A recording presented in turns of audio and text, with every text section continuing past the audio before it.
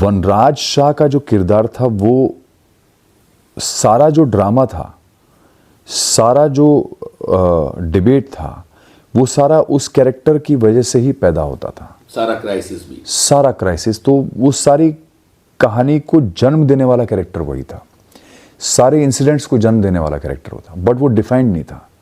इसलिए मेरे लिए फ्री प्लेग्राउंड बना वो।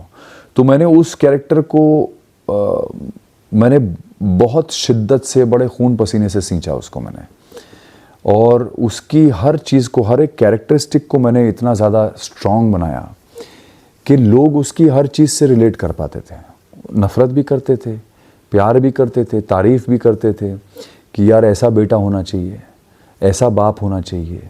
तो ये सब चीज़ें उसमें, और फिर गुस्से वाला भी था, प्रोटेक्टिव भी था, ये भी चाहता था कि उसकी बीवी कुछ ना करे, घर पे बैठे बच्चों का ध्यान रखे, माँ बाप का ध्यान रखे, कमाना उसका काम है। तो वो जो टिपिकल एक माइंडसेट होता है उसको, और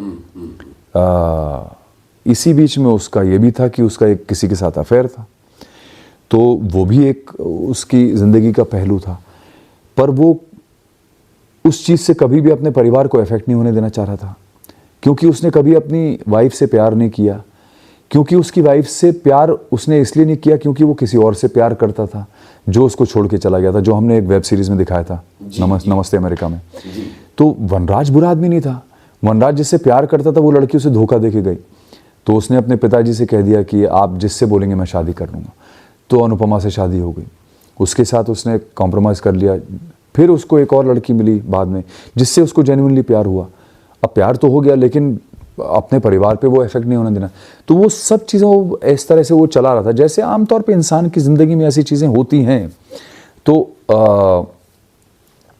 वो मेरे लिए कैरेक्टर इतना ब्रिलियंट था कि मैंने उसको बहुत शिद्दत से प्ले किया, और उसको हमेशा कुछ ना कुछ मैं उसमें ऐसा क्रिएट कर रहा था, करता रहा टू द एंड, जिससे ऑडियंस का इंटरेस्ट उसमें लूज ना हो कभी भी।